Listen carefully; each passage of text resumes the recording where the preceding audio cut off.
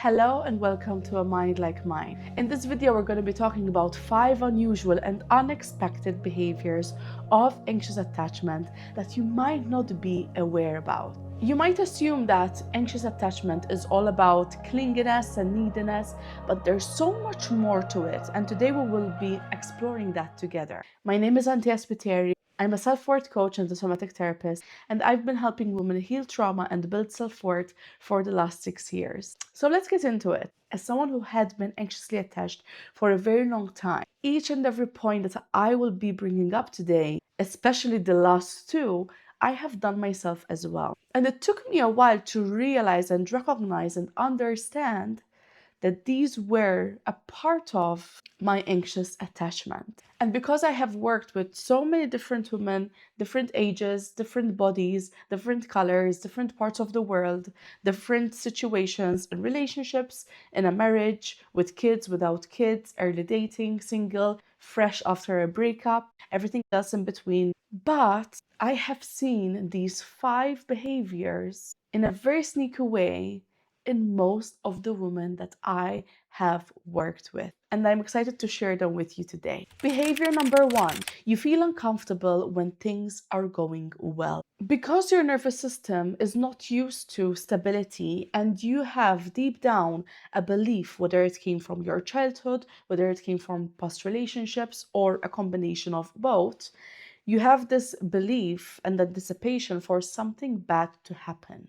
So whenever things are going well, you don't even allow yourself to enjoy it. You feel uneasy, you feel uncomfortable because you are waiting for the other shoe to drop. You are expecting something bad to happen. And usually this would be something along the lines of maybe expecting a rejection to happen, expecting him to make a mistake, expecting him to pull away, maybe expecting him to leave at some point. You find it hard to trust stability because your nervous system is accustomed to that intensity versus that neutrality, that stability. So whenever there is that stability, there will be a part of you that feels wary of it, that almost needs to mess up that stability. You start looking for problems and you feel like something is missing. Behavior number 2, you feel like a burden and you downplay your needs before expressing them. Because growing up, most probably every time you have expressed your needs, you have either been shut down,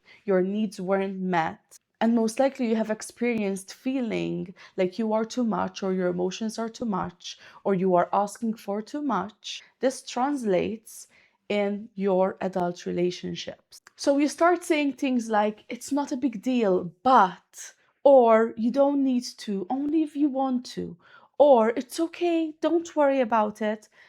It's almost like you, before you share, you minimize it, you downplay it, and you end up softening your needs so much that eventually they barely exist anymore.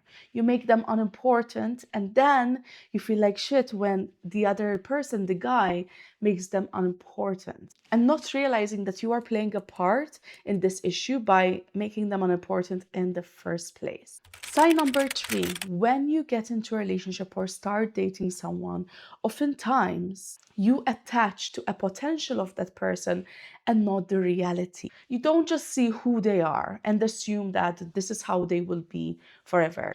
You see how they could be, how it would work, what it could become, and you emotionally invest in all of that instead of what you're really seeing in front of you.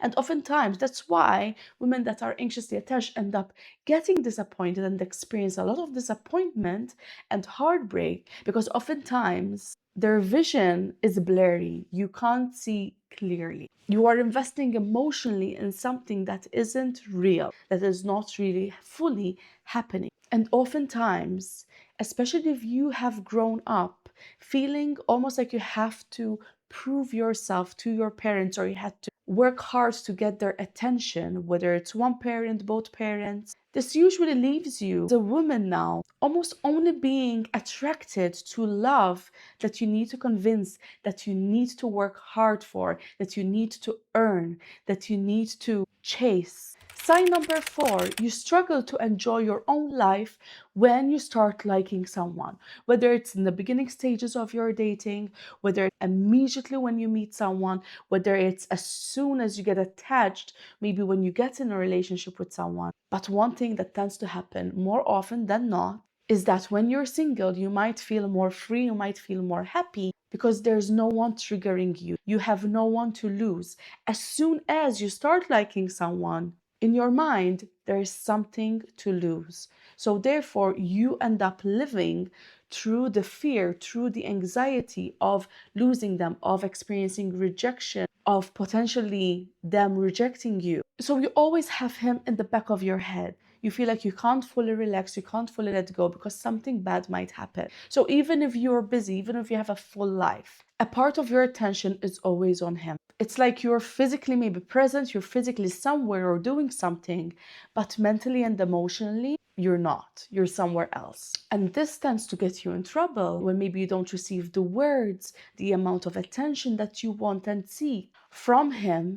And instead of enjoying your life like you did before you met him, you end up feeling drained because you're constantly triggered, assuming you are being rejected, and all of these insecurities and anxiety will come up. And last but not least, sign number 5, you feel a drop after spending time with him. This is going to blow your mind because what tends to happen is after maybe a good date or spending time with him, instead of just feeling happy or full or fulfilled, you immediately start craving more. You might even start feeling anxious, start overthinking, because your system got a hit of the connection and now it wants more and now it wants it again. And this becomes an issue because no matter how much time, attention, love, affection the man gives you, it never feels like it's enough. I want you to think of it this way. Imagine there is a well and the well doesn't have a bottom underneath. So every time water comes into the well, instead of the well filling up, because there's a hole underneath, the water keeps on spilling, and the well, no matter how much water comes in, it always ends up on empty. This is the same for you with your love tank. Imagine you have a tank of love, there's a hole inside of it, which is the trauma, the wounds, that by the way, we can heal. So it doesn't have to be like this forever. But because there's this hole, no matter how much love, attention, affection he gives you, it always ends up on empty. It keeps on seeping out.